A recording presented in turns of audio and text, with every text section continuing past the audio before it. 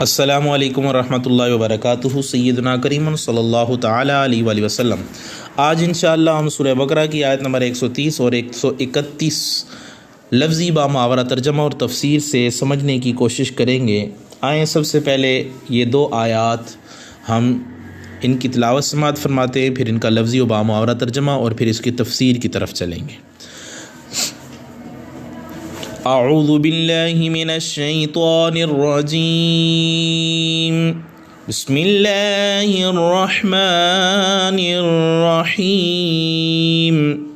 ومن يرغب عن ملة إبراهيم إلا من سفه نفسه وَلَقَدِ اصْطَفَيْنَاهُ فِي الدُّنْيَا وَإِنَّهُ فِي الْآخِرَةِ لَمِنَ الصَّالِحِينَ۔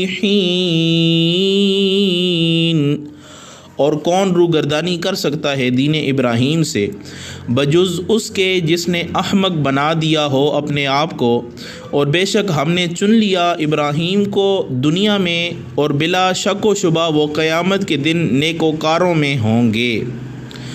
اذ قال له ربه اسلم قال اسلمت لرب العالمین۔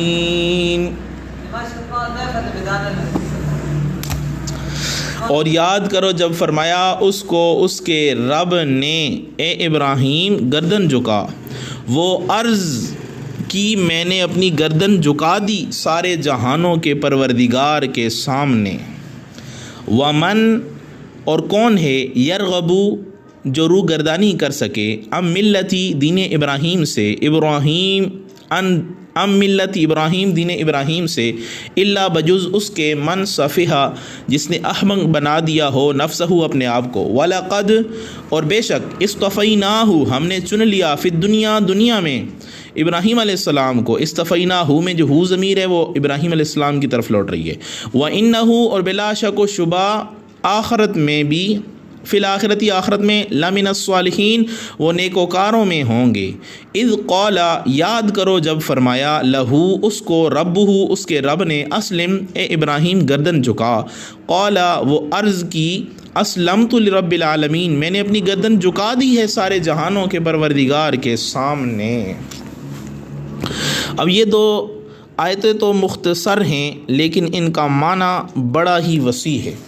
تو سب سے پہلے ان دو آیتوں کا تعلق پچھلی آیت سے جاننے کی کوشش کریں گے، اور وہ ہم تفسیر نعیمی کا جو ہے وہ سہارا لیں گے۔ اس آیت کا تعلق اور دوسرا تفسیر صراط الجنان کا ہم سہارا لیں گے۔ اس آیت کا تعلق پچھلی آیت سے چند طرح سے ہے۔ پہلا تعلق پہلے کعبہ معظمہ، مکہ مکرمہ کی عظمت اور حضور علیہ الصلاۃ والسلام کی نبوت، جن کے اہل کتاب منکر تھے ان کو ملت ابراہیمی کی اصل ثابت کیا گیا۔ اب اس کا نتیجہ بتایا جا رہا ہے کہ یہ تین چیزیں دین ابراہیم میں اصل الاصول ہیں۔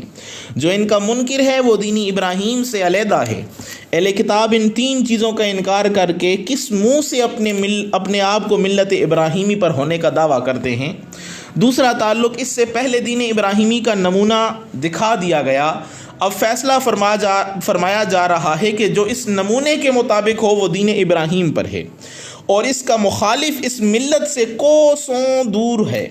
اے اہل کتاب تم تو ہر بات میں ابراہیم علیہ الصلاۃ والسلام کے خلاف ہو۔ مسلمان ساری باتوں میں ان کے مطابق حج و طواف، قربانی نبی علیہ السلام کی پیروی میں ہی کرتے ہیں، نہ کہ تم، لہٰذا وہی ابراہیم علیہ الصلاۃ والسلام کے سچے تابع فرمان ہیں، تم دعوی اتباع میں سچے جھوٹے ہو۔ تیسرا تعلق پچھلی آیت میں معلوم ہوا کہ ابراہیم علیہ الصلاۃ والسلام نے اپنی اولاد میں سے نبی کی تشریف آوری کی درخواست کی کہ جو لوگوں کو قرآن کی آیتیں پڑھائے اور ان کے دلوں کو پاک و صاف کرے۔ اب فرمایا جا رہا ہے کہ اس نبی میں ہی وہ ساری صفات بدرجہ اتم موجود ہیں۔ اے بنی اسرائیلیو یا اے اسرائیلیو، نہ تمہارے پاس روحانی صفائی ہے نہ تلاوت، لہٰذا دین ابراہیمی پر وہ ہیں نہ کہ تم ہو۔ اب اس کا شان نزول بھی سماعت فرما لیں۔ حضرت عبداللہ بن سلام نے، جو کہ یہود کے بہت بڑا عالم تھا، مسلمان ہو کر اپنے دو بھتیجوں مہاجر اور سلمہ کو دعوت اسلام دے دی اور ان سے فرمایا کہ تمہیں معلوم ہے کہ اللہ تعالیٰ نے تورات میں فرمایا ہے کہ میں اولاد اسماعیل سے ایک نبی پیدا کروں گا جن کا نام احمد ہوگا، جو ان پر ایمان لائے گا ہدایت پائے گا اور جو ان پر ایمان نہیں لائے گا وہ ملعون ہوگا، اس پہ لعنت کی گئی ہوگی۔ یہ سن کر سلمہ تو ایمان لے آیا مگر مہاجر نے اسلام سے انکار کیا، تو اس آیت یہ جو ہے یا اس پر یہ آیت کریمہ نازل ہوئی ہے۔ اب آگے چلتے ہیں۔ ابن ابی حاتم نے ابو عالیہ تابی سے روایت کیا ہے کہ یہود و نصارا دین ابراہیم سے پھر گئے اور دین میں بدعات داخل کر لی تھیں جن کا اللہ سے کچھ واسطہ نہ تھا۔ ان کے بارے میں یہ آیت نازل ہوئی کہ یاد رہے دین ابراہیم یہ ہے کہ اللہ کے لیے خالص توحید مانی جائے، صرف مانی نہ جائے بلکہ اس کی حفاظت کے لیے جان کی بازی لگا کر اور ارباب اقتدار کی آنکھوں میں آنکھیں ڈال کر نعرہ توحید بلند کیا جائے۔ اب جو اللہ کا کھا کر اس کے غیروں کے آگے سجدہ ریز ہوں اس سے بڑا پاگل کون ہو سکتا ہے؟ تو یہ آج کے دور کے یہودیوں جن کی صفات ہیں تو کلمہ گو مسلمان لیکن صفات یہودیوں والی ہیں، انہیں بھی بتایا جا رہا ہے کہ اے حکومت میں بیٹھنے والوں، اے کرسیوں پہ بیٹھنے والوں، تم نے اگر اسرائیل کی طرح تم نے اگر جو ہے وہ یہودیوں کی بات مانی، ان کی بات مانی، تو تم جو ہے وہ ان اسرائیلیوں کی طرح ایمان سے خارج ہو جاؤ گے۔ تم ابراہیمی ہو، تم ابراہیمیوں کی طرح توحید خالص مانو اور جو ارباب اقتدار ہیں ان کی آنکھوں میں آنکھیں ڈال کر نعرہ توحید، نعرہ رسالت اور نعرہ ختم نبوت جو ہے وہ بلند کرو، کیونکہ رزق تم اللہ کا کھاتے ہو اور غیروں کے سامنے تم جھکتے ہو، تو اس سے بڑا پاگل کوئی نہیں ہے۔ اور یہ یاد بھی رہے کہ کتا بھی جس در کا کھاتا ہے اسی در کا ہو کر رہتا ہے۔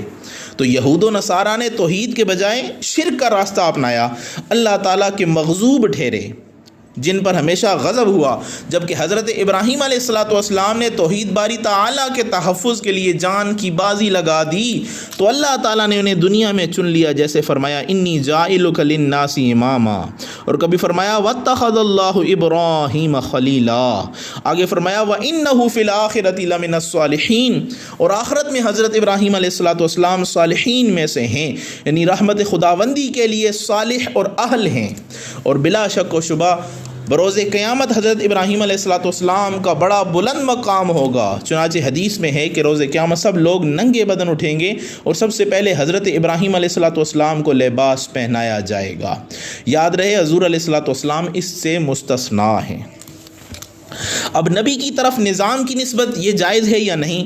لفظ ملت ابراہیم سے پتہ چلا کوئی نبی جو دین لے کر آئے اس کی طرف اس دین کی نسبت جائز ہے۔ آج بعض لوگ نظام مصطفیٰ کی اصطلاح پر اعتراض کرتے ہیں کہ نظام تو صرف اللہ کا ہے۔ ہم کہتے ہیں ملت اور نظام میں کیا فرق ہے؟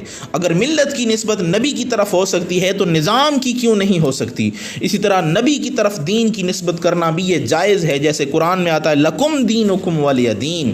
یہ بھی معلوم ہوا کہ دین کی وہی تشریح معتبر ہے جو اللہ کا رسول کرے۔ یہود و نصارہ نے اپنی ایجاد کردہ بدعات کو دین قرار دیا تھا جن کا حضرت ابراہیم علیہ السلام کے دین سے کوئی تعلق اور واسطہ نہ تھا، پھر بھی وہ خود کو ان کا متبع یعنی تابع فرمان قرار دیتے تھے۔ اللہ تعالیٰ نے اس آیت میں یہ درس دیا کہ نبی کی تعلیمات سے ہٹ کر خرافات کو دین قرار دینا یہ یہود و نصارہ کا طریقہ ہے۔ اور یہ اگلی جو آیت ہے اذ قال له ربه اسلم قال اسلمت لرب العالمین، حضرت عبداللہ بن عباس رضی اللہ تعالی عنہما فرماتے ہیں حضرت ابراہیم علیہ السلام کو یہ ارشاد اس وقت ہوا جب وہ قید خانے سے باہر آئے، تفسیر مزری میں ہے۔ اور یاد رہے حضرت ابراہیم علیہ السلام کی پرورش ایک تہ خانے میں ہوئی۔ اب وہاں سے پہلی مرتبہ باہر آئے تو دیکھا لوگ سورج چاند ستاروں کو پوج رہے ہیں۔ اس وقت آپ نے فرمایا یہ چیزیں عبادت کے لائق نہیں ہیں۔ اس کی تفصیل سورہ انعام میں انشاءاللہ آئے گی تو ہم یہ تفصیلاً واقعہ بیان کریں گے۔ تب اللہ تعالیٰ نے آپ کے دل میں بات ڈالی جو یہاں بیان ہو رہی ہے کہ اللہ تعالیٰ نے کہا کہ آپ اپنے رب کے آگے سر جھکائیں، تو آپ نے کہا میں رب کائنات کے آگے سر جھکاتا ہوں۔ اس وقت آپ نے یہ بھی کہا تھا انی وجہت وجہی للذی فطر السماوات والارض حنیفا وما انا من المشرکین، گویا بچپن ہی سے آپ کے قلب و ضمیر میں توحید رچی بسی تھی۔ اب اس آیہ مبارکہ سے ہمیں کیا فوائد حاصل ہوتے ہیں اس کی طرف بھی چلتے ہیں۔ اس آیت سے چند فائدے حاصل ہوئے۔ صحیح مذہب کی پہچان یہ ہے کہ وہ سلف صالحین کے مطابق ہو، کیونکہ وہ ہدایت کا نمونہ ہیں۔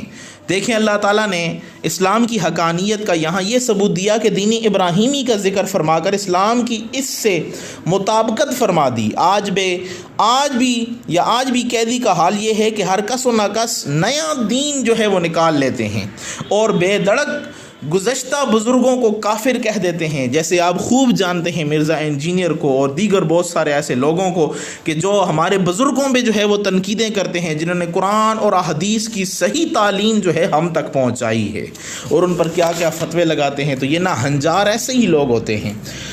دوسرا اس سے یہ فائدہ ہوا کہ ہم کو چاہیے کہ اگرچہ خود اچھے نہ ہوں مگر کسی اچھے کے پیچھے لگ جائیں۔ دیکھیں اس آیت میں یہی تو بتایا کہ اس ہستی ابراہیم کی پیروی کا تو بے وقوف ہی انکار کرے گا، کیونکہ عقل مند تو سمجھتا ہے کہ انجن اپنے پیچھے والے ہر قسم کے ڈبوں کو کھینچ کے لے جاتا ہے، خواہ وہ سیکنڈ، فرسٹ یا تھرڈ مال گاڑی کا ڈبہ ہو، مگر چاہیے یہ کہ اس سے کڑی مضبوط ہونی چاہیے، اس کے ساتھ رابطہ ہونا چاہیے، تعلق ہونا چاہیے، واسطہ ہونا چاہیے۔